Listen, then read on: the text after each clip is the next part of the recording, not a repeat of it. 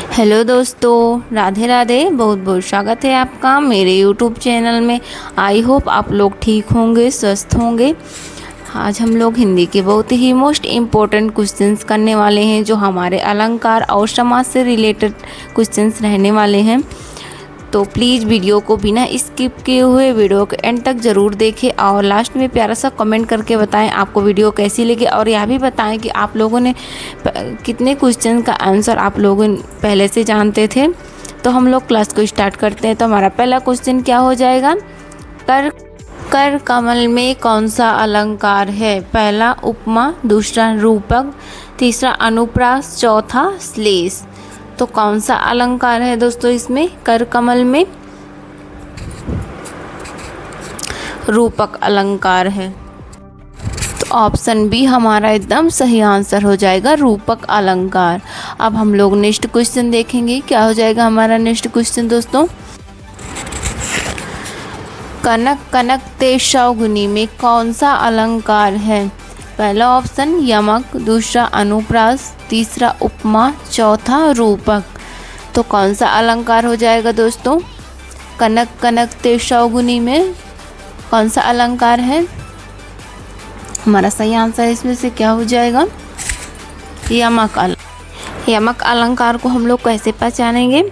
जब कोई शब्द का प्रयोग बार बार हो और उसका अर्थ हर बार अलग अलग हो, तो वहाँ पे हमारा यमक अलंकार हो जाएगा। जैसे इसमें कनक कनक ते शौगुनी, इसमें कनक कनक शब्द 2 बार आया है, लेकिन इसका अर्थ हर बार अलग अलग है। एक का कनक का अर्थ है धतूरा और एक कनक का अर्थ है सोना। तो शब्द तो एक ही है पर इसका अर्थ अलग अलग है, इसलिए यहाँ पे हमारा यमक अलंकार हो जाएगा दोस्तों। ऐसे हम लोग इसको पहचानेंगे। अब अगला क्वेश्चन क्या है? पीताम्बर में कौन सा समास है? पहला बहुव्रीहि, दूसरा कर्मधारय, तीसरा तत्पुरुष, चौथा द्विगु। तो हमारा सही आंसर क्या हो जाएगा दोस्तों? इसमें से कौन सा समास हो जाएगा यहाँ पे? पीताम्बर में बहुव्रीहि। हम लोग इसकी पहचान कैसे करेंगे दोस्तों? पीताम्बर शब्द यह एक संक्षेप में शब्द होता है जिसका अर्थ बड़ा होता है। पीताम्बर, इसका अर्थ क्या है? पीला वस्त्र धारण करने वाला, अर्थात भगवान श्री कृष्ण की बात हो रही है। यह हमेशा भगवान मतलब ईश्वर को ही संबोधित करता है जो शब्द होता है। जैसे हो गया महादेव, देव इसका अर्थ होता है देवों को देव, महादेव। इस तरह पीला वस्त्र धारण करने वाला, जैसे भगवान श्री कृष्ण की बात हो रही, ऐसे ही लंबोदर मतलब गणेश जी की बात होती है यहाँ पे। ऐसे ही करके हमारा यह ऐसे अगर शब्द दिए हो तो वहाँ पे हमारा बहुव्रीहि समास होता है। ऐसे हम लोग देखेंगे दोस्तों। तो हमारा अगला क्वेश्चन क्या है? दिन रात में कौन सा समास है? पहला ऑप्शन द्वंद्व, दूसरा कर्मधारय, तीसरा तत्पुरुष, चौथा बहुव्रीहि। तो हमारा सही आंसर इसमें से क्या हो जाएगा दोस्तों? दिन रात में कौन सा समास है? आप लोग भी बताते जाइएगा। हमारा द्वंद्व समास हो जाएगा। तो हम लोग इसको कैसे पहचानेंगे दोस्तों? दिन रात ये एक दूसरे के इसमें अपोजिट होता है।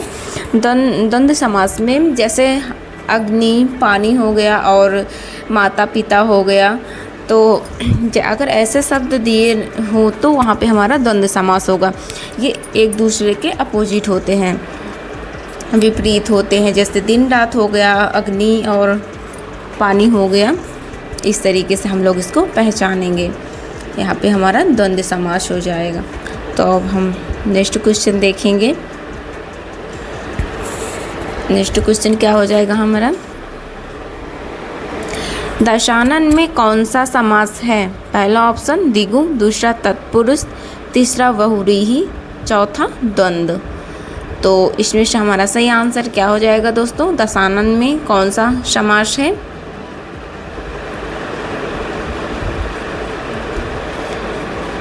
बहुव्रीहि। तो अभी हमने पीछे देखा था पीताम्बर, वैसा ये भी वही है दशानन। 10 मुख वाला किसको दर्शाया गया है? रावण। 10 मुख वाला अर्थात रावण को बोला गया है ये दशानन।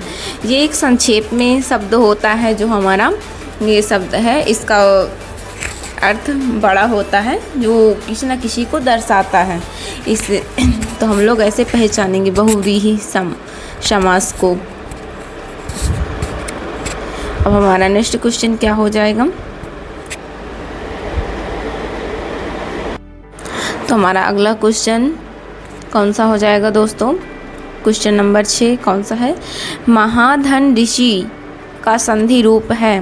पहला ऑप्शन महर्षि, दूसरा महर्षि, तीसरा महर्षि, चौथा महर्षि।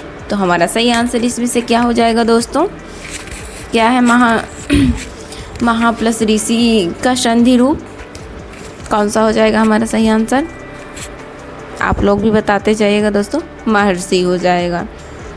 अब हम लोग अगला क्वेश्चन देखेंगे कौन सा हो जाएगा, और हम लोग यहाँ पे संधि भी देख लेंगे दोस्तों। तो इसमें कौन सी संधि हो गई? यहाँ पे हमारी गुण संधि हो जाएगी, क्योंकि यहाँ आ का मेल ऋषि से हो जाएगा तो ये अर में बदल गया, जैसे महर्षि हो गया, महाधन ऋषि से महर्षि हो गया, तो यहाँ पे हमारी गुण संधि हो जाएगी। अब हम लोग नेक्स्ट क्वेश्चन देख लेंगे।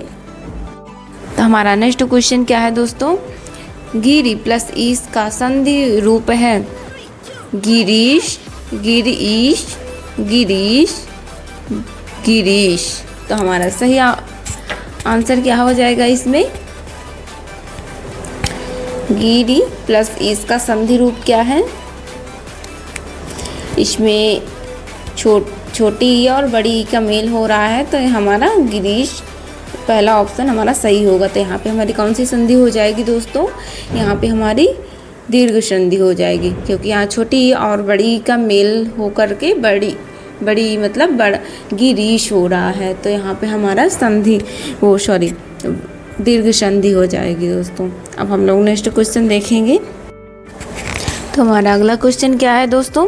विद्या प्लस आलय का संधि रूप क्या होगा? विद्यालय, विद्यालय, विद्यालय, विद्यालय। तो हमारा सही आंसर इसमें से क्या हो जाएगा दोस्तों? कौन सी संधि का रूप क्या होगा? विद्यालय हो जाएगा हमारा सही आंसर, ऑप्शन ए। तो इसमें हमारी कौन सी संधि हो जाएगी? इसमें हमारी हो जाएगी हमारी दीर्घ संधि हो। इसमें भी हमारी दीर्घ संधि हो जाएगी, क्योंकि यहाँ बड़ा आ और आ का मेल हो रहा है और यहाँ पे बड़ा आ का निर्माण हो रहा है, जैसे विद्यालय। तो हमारे यहाँ पे दीर्घ संधि हो जाएगी। अगर जहाँ पे ई और ई का मेल होता है, बड़ी ई बनता है, छोटा ऊ और ऊ का मेल होता है, तो वहाँ पे जैसे बड़ा ऊ का निर्माण हुआ तो तब भी हमारी दीर्घ संधि ही होगी। दीर्घ मतलब जैसे बड़ी, बड़ा आ, बड़ा ऊ, तो वहाँ पे हमारी दीर्घ संधि ही होगी दोस्तों। हमारा अगला क्वेश्चन क्या हो जाएगा? चारू चंद की चंचल किरणें में कौन सा अलंकार है? पहला ऑप्शन अनुप्रास, दूसरा यमक, तीसरा श्लेष, चौथा उपमा। तो हमारा कौन सा अलंकार हो जाएगा दोस्तों? कौन सा अलंकार है इसमें? चारू चंद की चंचल किरणें, तो अनुप्रास अलंकार हो रहा है। तो हम लोग कैसे पहचानेंगे दोस्तों इसको? क्योंकि चा वर्ड बार बार एक ही वर्ड मतलब बार बार आ रहा है, तो वहाँ पे हमारा अनुप्रास अलंकार होगा। चा वर्ड बार बार चारू चंद की चंचल की कितनी बार आवृत्ति हो रही है? एक ही वर्ड की बार बार आवृत्ति जहाँ पे हो तो वहाँ पे हमारा अनुप्रास अलंकार हो जाएगा। ऐसे हम लोग पहचानेंगे दोस्तों, यहाँ पे हमारा अनुप्रास अलंकार ही होगा।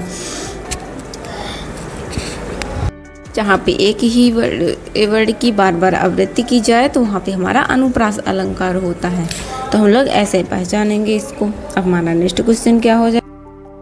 अगला क्वेश्चन कौन सा है? चरण कमल में कौन सा अलंकार है? पहला रूपक, दूसरा उपमा, तीसरा उत्प्रेक्षा, चौथा यमक। तो हमारा दोस्तों कौन सा अलंकार हो जाएगा हम इसमें चरण कमल में? तो कौन सा ऑप्शन सही हो जाएगा? चरण कमल। तो हमारा सही आंसर ऑप्शन ए हमारा सही आंसर हो जाएगा। हम लोग इसको कैसे पहचानेंगे? यहाँ उपमेय में उपमान का आरोप किया जा रहा है।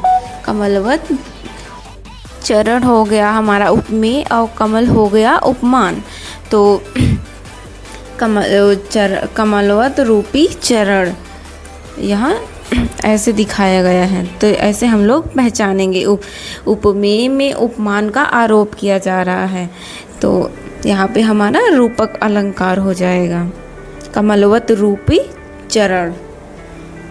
हमारा अगला क्वेश्चन क्या है, मुख चंद्रमा के समान में कौन सा अलंकार है? अनुप्रास, दूसरा उपमा, तीसरा रूपक, चौथा यमक। तो हमारा कौन सा अलंकार हो जाएगा दोस्तों? इसमें हमारा सही आंसर क्या होने वाला है? मुख चंद्रमा के समान। तो कौन सा अलंकार होगा इसमें? उपमा। उपमा अलंकार में तो हम लोग इसको कैसे पहचानेंगे दोस्तों? उपमा अलंकार में तुलना की जाती है। उप में हमारा मुख हो गया, उपमान हमारा चंद्रमा हो गया। तो उपमेय की तुलना उपमान से की जाती है। जैसे मुख चंद्रमा के समान, मुख का तुलना मतलब चंद्रमा से की जा रही है, तो यहाँ पे हमारा उपमा अलंकार हो जाएगा। अब हमारा नेक्स्ट क्वेश्चन क्या हो जाएगा दोस्तों? ऐसे हम लोग इसको पहचानेंगे दोस्तों। तो हमारा अगला क्वेश्चन देखेंगे। अब अगला क्वेश्चन क्या है हमारा दोस्तों? पढ़ना कौन सी क्रिया है? पहला ऑप्शन सकर्मक, दूसरा अकर्मक, तीसरा पूर्वकालीन, चौथा प्रेरणार्थक। तो कौन सी क्रिया है पढ़ना? हमारा सही आंसर इसमें से क्या हो जाएगा दोस्तों? पढ़ना हमारी कौन सी क्रिया है? ऑप्शन ए सकर्मक क्रिया है। जिस क्रिया का प्रभाव कर्म पर पड़ता है वहाँ पे हमारा सकर्मक क्रिया होती है। जैसे लिखना, पढ़ना, खाना, तो वहाँ पे हमारा सकर्मक क्रिया होगी। हमारा अगला क्वेश्चन क्या हो जाएगा दोस्तों? हिमालय शब्द में कौन सी संधि है? पहला ऑप्शन गुण, दूसरा वृद्धि, तीसरा यण, चौथा दीर्घ। तो कौन सी संधि हो जाएगी? यण संधि हो जाएगी। अब हम लोग नेक्स्ट क्वेश्चन देखेंगे दोस्तों। जल का पर्यायवाची शब्द है। पहला ऑप्शन पवन, दूसरा नीर, तीसरा अग्नि, चौथा नभ। तो हमारा सही आंसर क्या हो जाएगा इसमें से दोस्तों? ऑप्शन बी नीर, जल की पर्यायवाची नीर। क्वेश्चन क्या हो जाएगा दोस्तों? अगला क्वेश्चन, सुंदर शब्द कौन सा विशेषण है? पहला ऑप्शन गुणवाचक, दूसरा संख्यावाचक, तीसरा परिणामवाचक, चौथा सर्वनामिक। तो हमारा सही आंसर क्या हो जाएगा? गुणवाचक। तो इसको हम लोग कैसे पहचानेंगे दोस्तों? इसकी परिभाषा क्या होती है? जो शब्द किसी व्यक्ति या वस्तु के आकार, रूप, रंग को दर्शाता है या किसी वस्तु के स्पर्श, स्वाद, गंध आदि का बोध कराता है, तो वहाँ पे हमारा गुणवाचक विशेषण होता है। तो ऐसे हम लोग इसको पहचानेंगे। ये किसी व्यक्ति मतलब वस्तु का मतलब पहचान कराता है, गुण, दोष, रूप, रंग, आकार को। तो हम लोग ऐसे पहचानेंगे दोस्तों। तो हमारा क्लास ख़त्म होती है दोस्तों। अगर क्लास अच्छी लगी हो तो प्लीज़ लाइक सब्सक्राइब ज़रूर करें और कमेंट करके बताइए आपको क्लास कैसी लगी। अगर थोड़ा सा भी अच्छी लगी हो तो प्लीज़ दोस्तों लाइक सब्सक्राइब ज़रूर करें और कमेंट करके ज़रूर बताएं। और जैसी भी लगी हो, अच्छी बुरी जैसे भी लगी हो, आप लोग ज़रूर कमेंट करके बताइएगा। तो ऐसे ही लाते रहेंगे आपके लिए छोटी छोटी वीडियो। तो देखने के लिए चैनल को सब्सक्राइब ज़रूर करें। तो अब हम ओके, टाटा, बाय बाय।